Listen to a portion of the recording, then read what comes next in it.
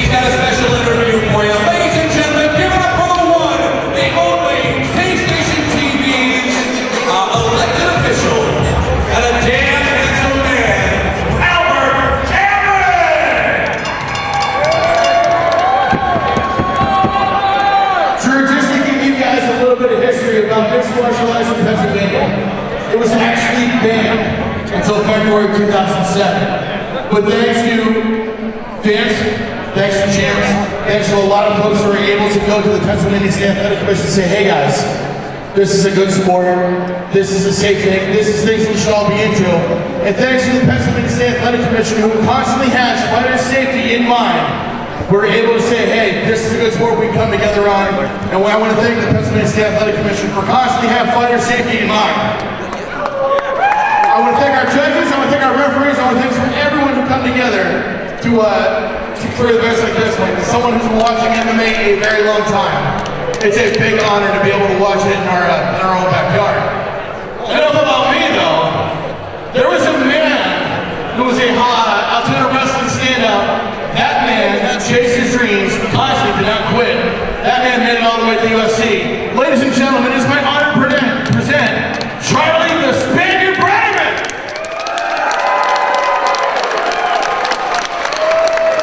No. Let's hear it one more time for him. That man deserves an ovation.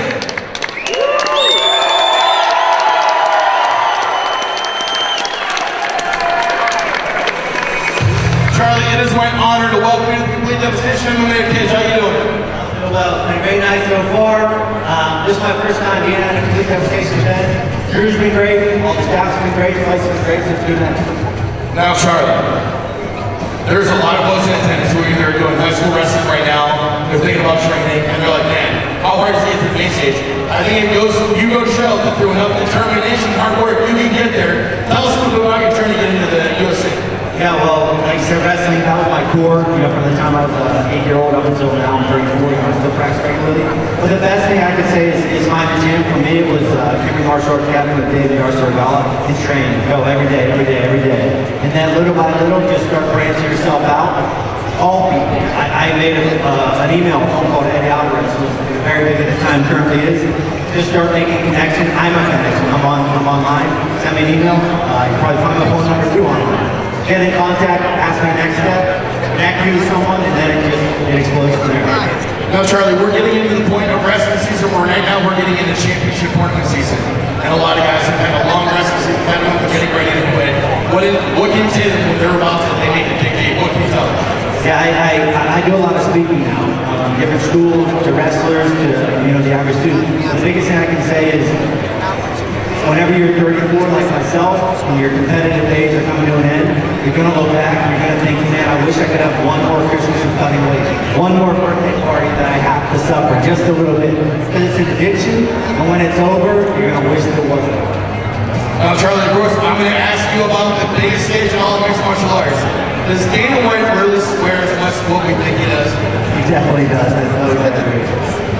Charlie, other than Altoona, Pennsylvania, because you know that you fought for CJFFC, the UFC, or other promotions here in Altoona, where is your favorite place to fight? To be honest, I have to say, when here, the Jab Club, not just because I'm at the Jab Club, but the setup, being home, in my hometown, it's pretty awesome. Second, that would be Pittsburgh, not too far away, so here's the Jab Club, Pittsburgh. All right, Charlie, we all want to know, you have a fight coming up, what is actually spinning? I don't have anything scheduled, but I still am an active fighter. I'm training, keeping myself in condition to be, a couple weeks out from the fight. Should an opportunity come, I'm talking to a few bigger promotions. Nothing is set yet, but that's my goal. I'm staying ready and standing still a couple years of fights in. Ladies and gentlemen, a man who made it to the UFC on his own merit. He didn't do it through the Ultimate Fighter. He did it through hard work. Charlie, thank you so much. My pleasure. Thank you for coming out here and supporting a great show. We're more than happy to help you in the future. And fighters, keep kicking butt. Altoona, PA, let's hear it for Charlie Brandman. And of course, this interview is going to be online on K-Station TV, youtube.com/K-Station TV. I'm going to send it back to Drew. Thank you to Pennsylvania and to Tricari, Complete Devastation. Ladies and gentlemen, once more from K-Station TV, my buddy Albert Cameron!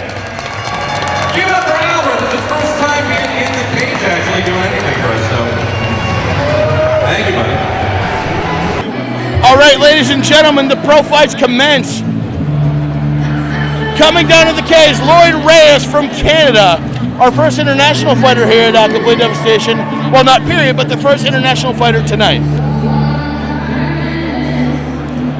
You were about to correct me, Charlie, weren't you? I was, but I kept my mouth shut. It was Edward Lee who fought Paul P. McAleer at Cdmma 7. He was also from Canada, correct? Yes, he was.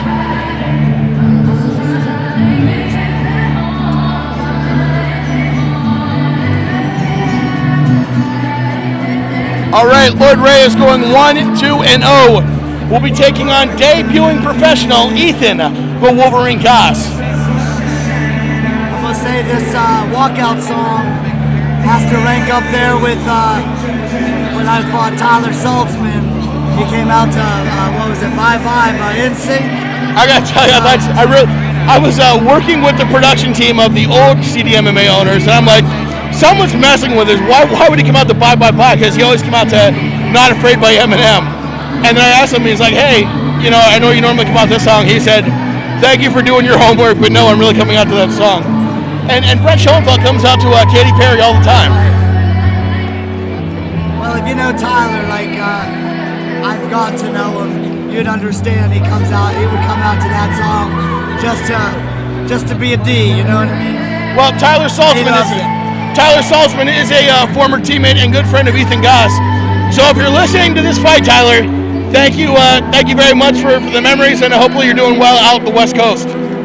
I always tell Tyler that he taught me the most valuable lesson in my MMA, and not to let anybody get into my head, because he had that fight won with me before we ever stepped foot in the cage. Chuck, I love you, buddy, but I've always told you that a calm Charlie Gathers is much more dangerous than a jazz Charlie Gathers. Yeah, I've been trying to tone it down a little bit, man. Change up my routine in the back and try not to get too pumped up and keep my level head as much as I can. Absolutely. I don't want to change too much, you know, because I am who I am, so.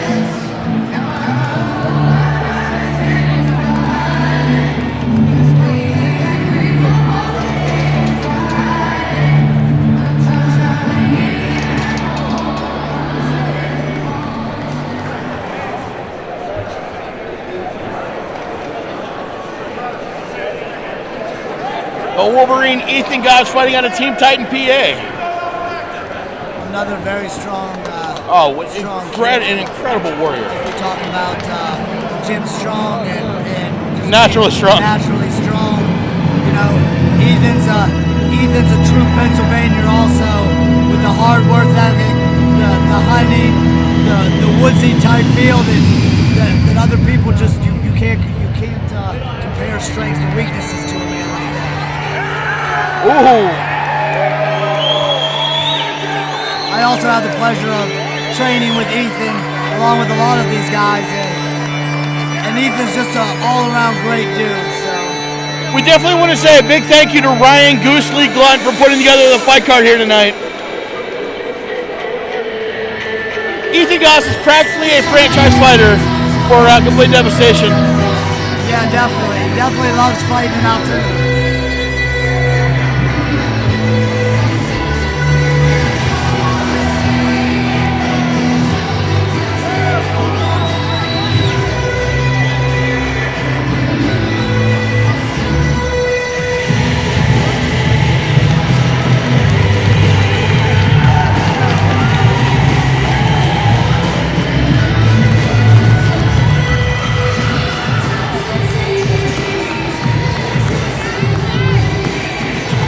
And of course, a staple always at Complete Devastation MMA, the Cage Twins, Steve and Mike Henneman. I love coming back to these fights and being a part of the Cdmma family.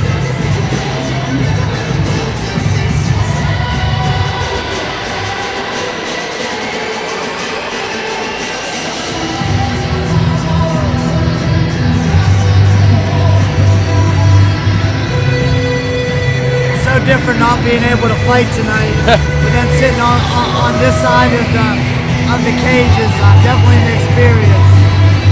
I gotta tell you, Charlie, that was the first time ever for me in the Cdmma cage, and I couldn't get over how hot those lights are. Yeah, people don't understand, man. Like, got that stage lights, you know. You get on stage or you get in the cage, you know. They have songs about the bright lights, you know. And I'm a naturally pasty person. I think I got a tan. I have a fight in there. They look extra bright tonight. I fight in there sometimes. If I go long enough, I might get sunburned.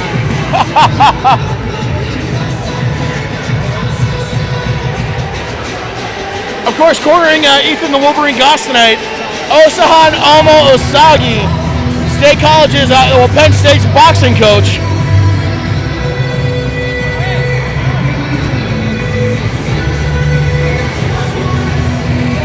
Yeah, Ethan surrounds himself by great people. You surround yourself people like Oast that always thinks positive. Yep. He's always preaching a positive thought.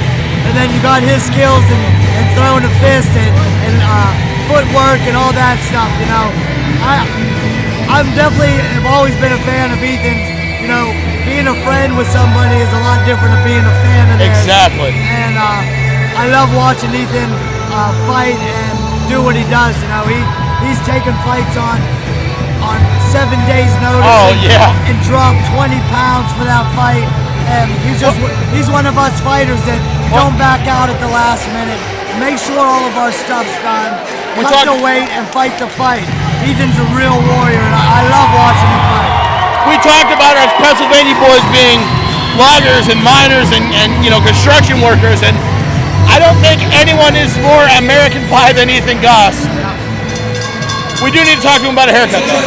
He has the sumo wrestler ponytail on top of the head. I kind of like it.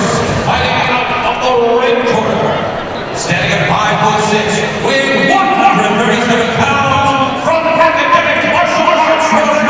This is also Ethan's first drop to 135. So I'm also excited to see how he handles the weight cut. He's been doing it the right way, so I know he's been dying him down and did it the right way. So he was a big 147. That almost makes me want to get to 125 a little bit faster than this time.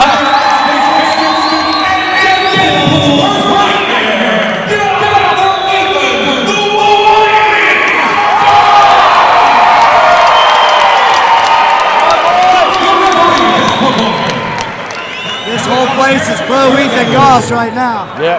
Well, you think back, Charlie, we've seen Ethan Goss in some real battles. His first fight with Dan O'Neill, Rich Catalina here in the Complete Devastation cage, when he took on Walter Hess. You know, like, Ethan is really has some good battles in this cage. All right, Goss opening up. Oh, high kick. Goss definitely has a height and reach advantage over Lloyd Reyes right now. Lloyd Reyes, of course, being our international fighter from Toronto, Canada. He actually is from Ontario, Canada. Oh, thank you. Well, actually, that would be Toronto, Ontario. Ontario is the province. Drew, I was telling Charlie about some of the battles we've seen Ethan Goss have here in this cage. Dan O'Neill, Walter Hess, Rich Catalina. And now he's making his pro debut for Complete Devastation. Exactly, and it is nice to see him make his pro debut. It has been long overdue. This kid is something amazing, I'll tell you what. Now that Ethan Goss is turned pro, he's got a lot more weapons open to him. Oh. But those weapons Lloyd Reyes have already been used to. He's already had his pro fights. He knows he can use knees and elbows, whereas Goss is now becoming used to it. Pressure. He doesn't like to go back to the stance. Go back in. 1, 2, 1, 2. Ethan Goss has to be one of the rawest and most gritty. Rawest and grittiest fighters that I've seen. He has a rough style in all the seasons, but he's seasoned in all of them, I guess. Now, do you feel that Goss has learned any lessons from the last fight here at Complete Devastation? Yeah, don't let it to the judges. Big knee by Lloyd. So Ethan right now has a guy pressed up against the cage. He needs to work those underhooks. Yeah. If he doesn't have the underhooks in, he won't have control. So he needs to get that one in. He got that one in. Now he got to get that other underhook in there. With Reyes having underhook control, I mean, how easy would it be for him to do that? Exactly. That's why underhooks in grappling, you got to get them underhooks. But wrestling. Go ahead. No, go ahead. I was going to say, in wrestling, you train to constantly fight for underhooks. I mean, you spend 20, 30 minutes in a wrestling practice fighting for underhook control. You just, it's the underhook control. You absolutely need it. Right now, he has 2 overs. You know, you at least need to have an over under, or you don't have control. Ethan knows that. It was just, you know, sometimes it's hard to do what you got to do. You know. But Drew, you were saying. I was going to say, I believe we are at what, 3 5-minute rounds? Like 3 5-minute rounds? 3 5s. Gosh is doing a good job of using his long limbs with those head kicks.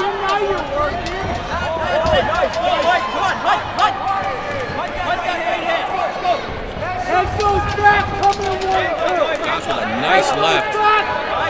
I gotta tell you, what impresses me most about Lloyd Reyes right now, he looks comfortable, and Gosh having hometown advantage is not affecting him. And that is the key. You've got to get, I mean, the hometown crowd behind Goss. You've got to make sure that those voices that you're hearing, you know, cheering for Goss are out of your head. If you're taking him on, you can't let the hometown crowd affect the performance. Reyes looks real intense right now. Oh, I'll say he does. Oh! I gotta tell you, Charlie, all of our fighters tonight have been willing to throw.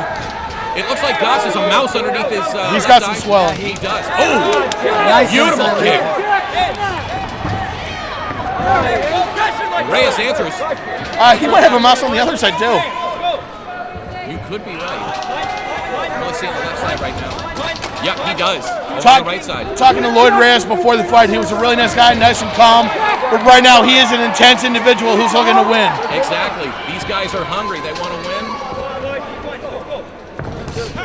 Obviously, Goss first professional win. Beautiful follow-up from Lloyd Reyes. And Reyes gets a win. He's at 500. Reyes trying to get the knees in. Now, Ethan Goss has been in danger before, but he knows how to get his way out of it. Yes, he does. So he's going for that leg right now. You got to get that underhook.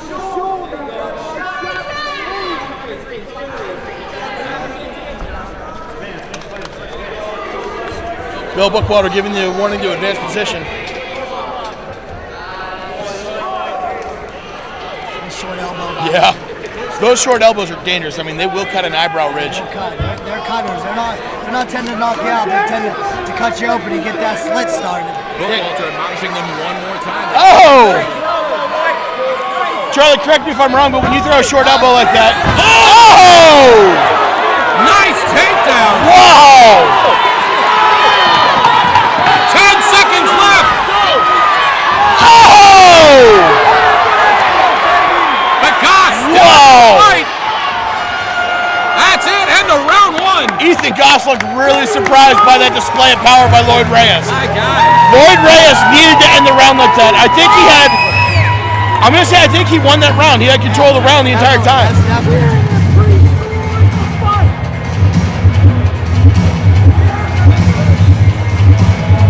Yeah, it surprised me at 135.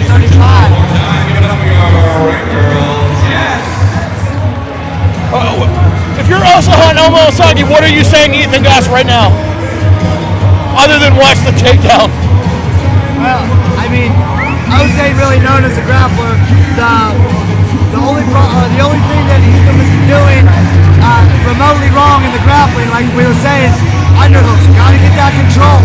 The only reason why he got taken down the way he did is because he didn't have the underhooks in, and then when Reyes decided to take his back, he didn't have the underhooks. Ethan didn't have the underhooks in, so therefore Reyes could take his back and do that big suplex. Stand up looking good. He's keeping his distance. Stuff like that is great, but in the grappling department, he has to get them underhooks, or it's going to be a repeat of round 1. Not true.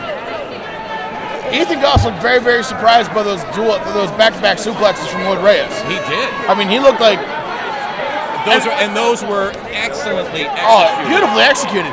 And it looked like the first one hit, and then Lloyd Reyes started playing on the ground and pound. Goss looked in more trouble than he's been in his fight career. Start of round 2. I have to think that Lloyd Reyes smells blood right now, and it's a Shark Tank.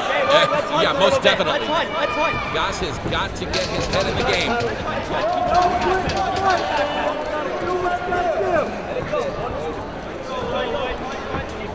Excellent head and hand move. Oh! And that's the second time that Goss has done that this evening. Ken Shamrock opened up with that same kick against Rich Franklin, and he paid for it. He has got to be careful with that. That's it. No hug with the hands. Hug with the hands. Reyes' corner telling him to hunt with the hands.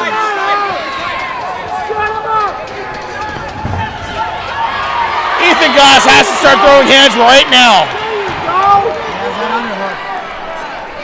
Nice, Lloyd. Break those hands off. Reyes' corner said that Goss could not take him down. It's great underhook control that is doing that kind of stuff.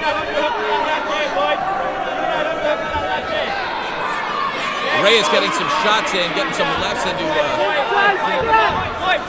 Goss. Goss needs to be careful when he drops his levels for those knees. That's a great opportunity to eat a knee when he does that.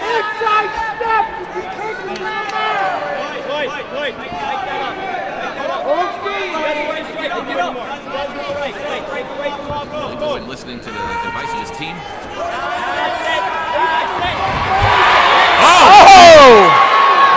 Oh, that's not good. That's not good at all. He's got a bulldog choke. Oh! No! Excellent recovery by Ethan Goss. Okay, stay up. Watch your head. Watch your head. That wasn't feeling good. The look on Ethan's face. Oh, that was dangerous.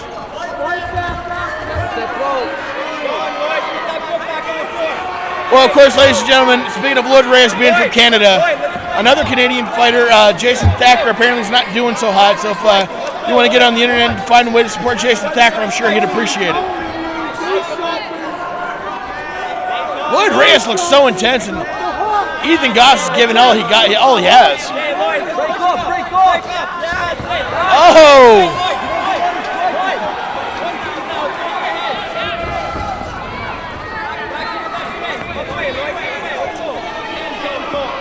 Now, I think Goss might be battling with a little bit of frustration at this point.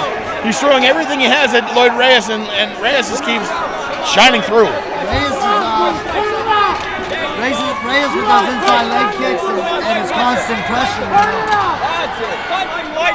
If Lloyd Reyes gets a victory over Ethan Goss today, he improves to a 500 record. If Goss gets the win, he starts his pro career with a nice win. And you know, both men hungry for that victory. Oh, absolutely. Reyes is doing a good job of neutralizing Goss's range. He stepped. Oh! That flying knee caused Goss a lot of trouble in the early round. That rocked him. Let's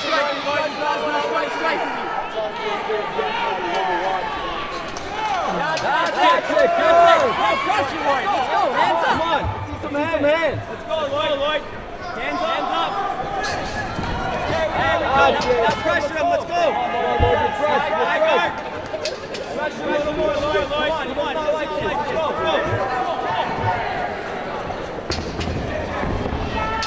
He's scared. Hush is falling over the crowd. Again, I get to a point where I watch the fight and I forget to do commentary.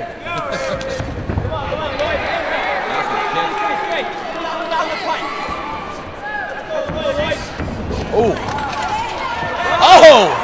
Third attempt of the